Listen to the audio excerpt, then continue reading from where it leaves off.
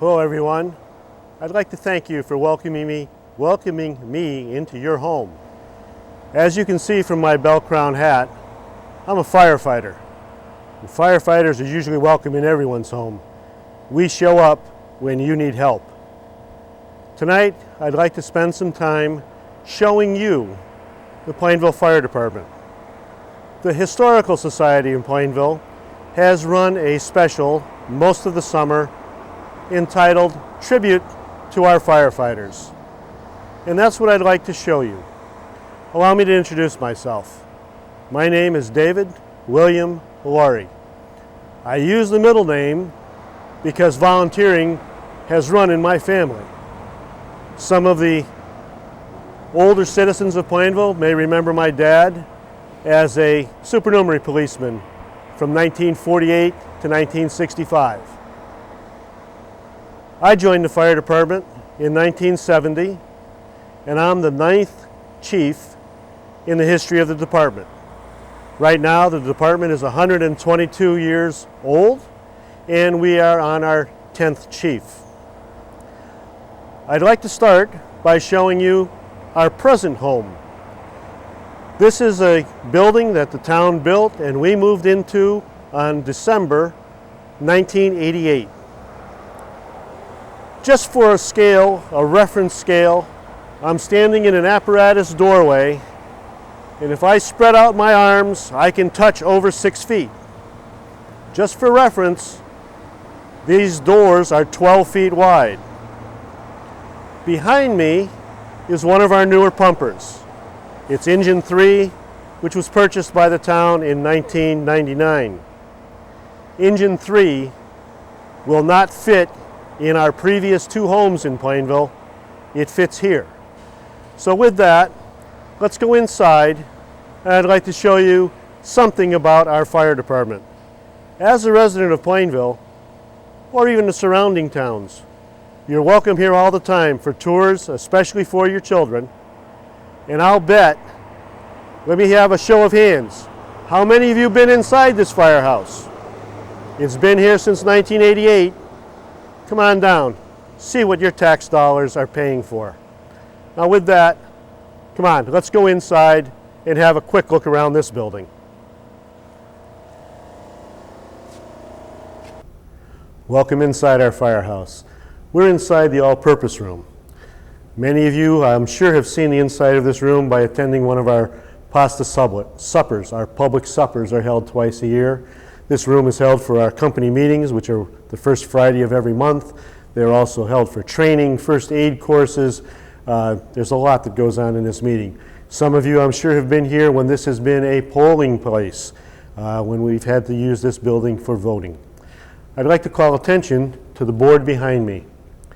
This board represents all the men who have been firefighters in Plainville since the inception of this fire company on 12 January 1885 to 12 January 1985.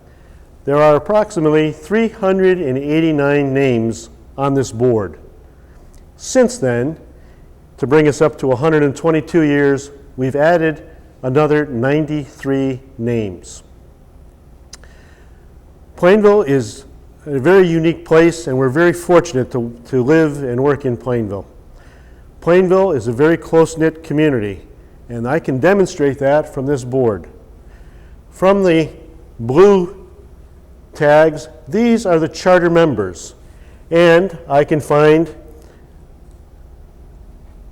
Frank Osborne, father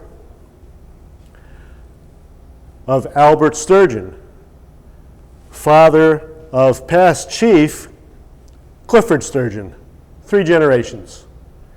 There are many examples of 2 and 3 generations of firefighters, of brothers, cousins, uncles and nephews. Sometimes we get out of the relation, we get next door neighbors. But the important thing is, Plainville is unique. It is one of the very, very few towns in Connecticut that has never advertised for firefighters. You go to other towns and you'll see bulletin boards, support your local fire department. Support your local fire company. Join the fire department. We've never done that. And we've always had a waiting list of people who wanted to become firefighters. So again, this is the first 100 years of Plainville firefighters. Welcome into the next room I'd like to show you. This is our day room. There's television sets in here. There's a pool table that belonged to the firefighters. All the furnishings in this building belong to the fire company. The town does not spend tax money on the furnishings. That's all the fire company. But the reason I brought you in here is to show you this trophy case. There are trophies here that go back to the turn of the century. We have won all kinds of competitions, from firefighters' musters to tug of war to 100-yard dashes, 100-yard hose laying competitions. And the one I would briefly like to tell you about is Pittsfield.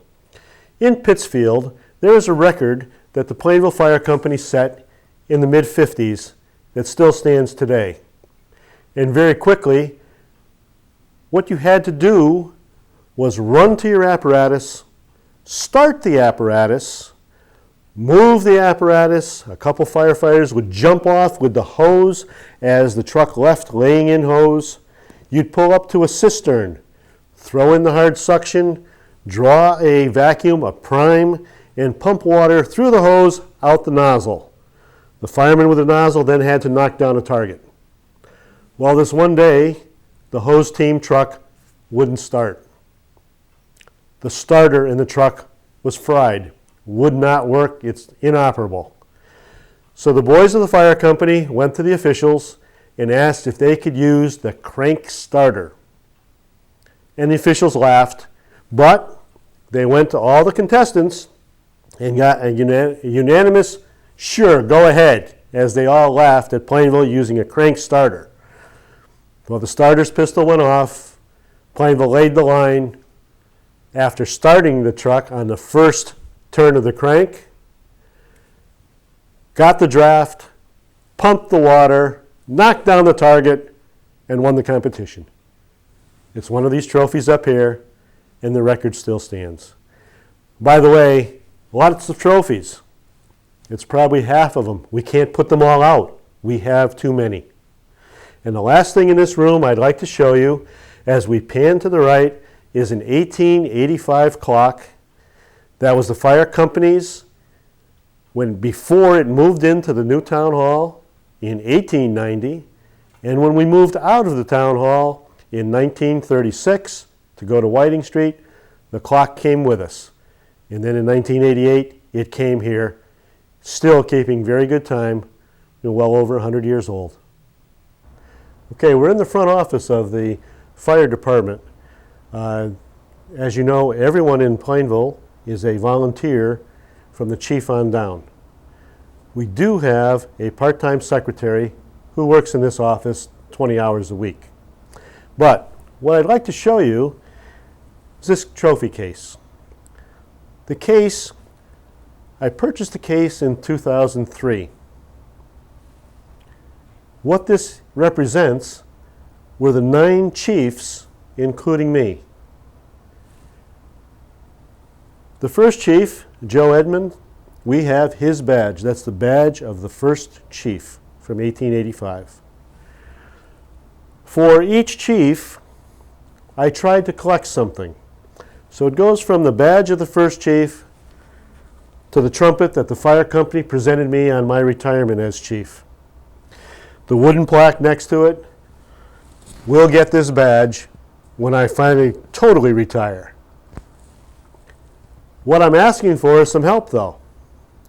There are a couple, Chief Bill Foran, that I have no piece of history for him.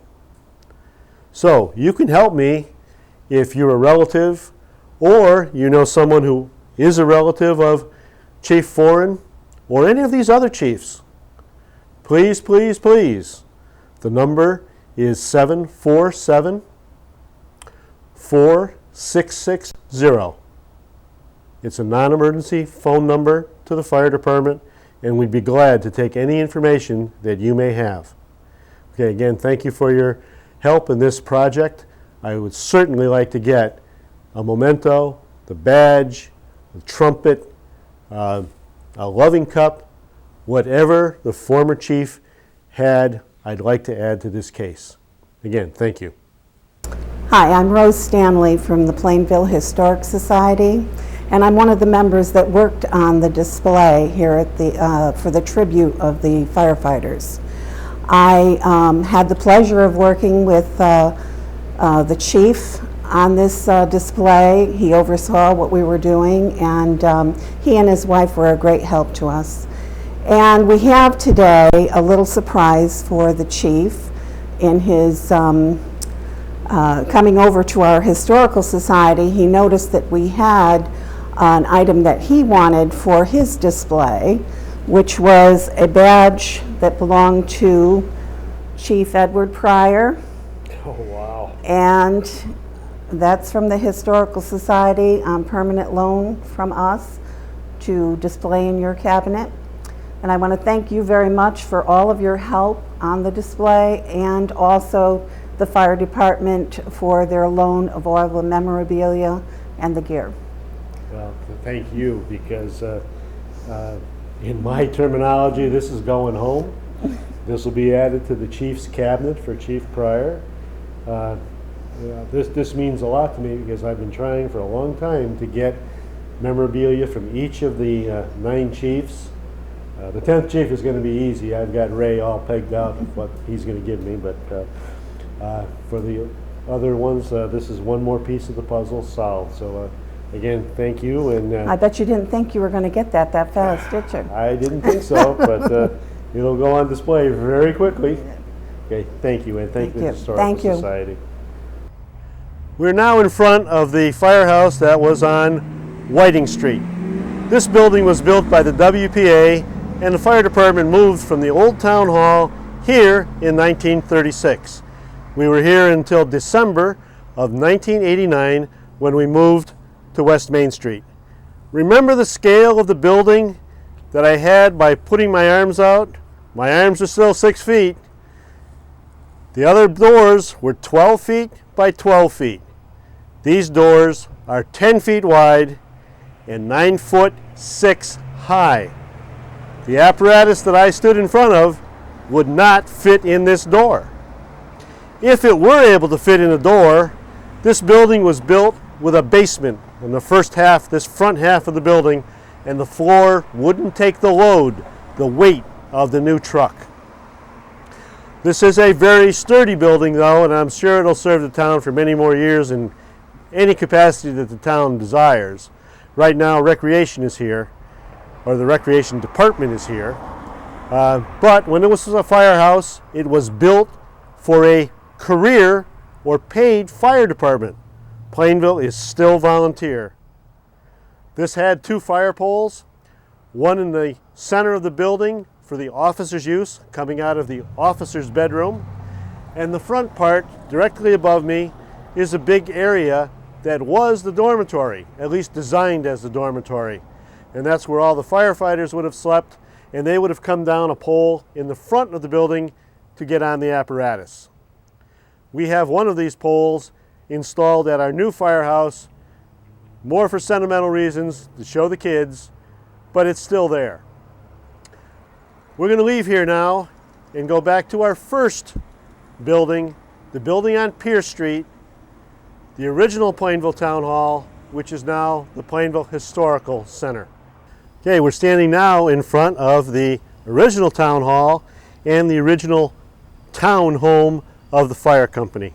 Before the fire company moved into here in 1890, when this building was constructed, the fire company was housed in a building that belonged to Bristol Manufacturing, the stockinette. Remember that scale of doors? Our present building is 12 by 12.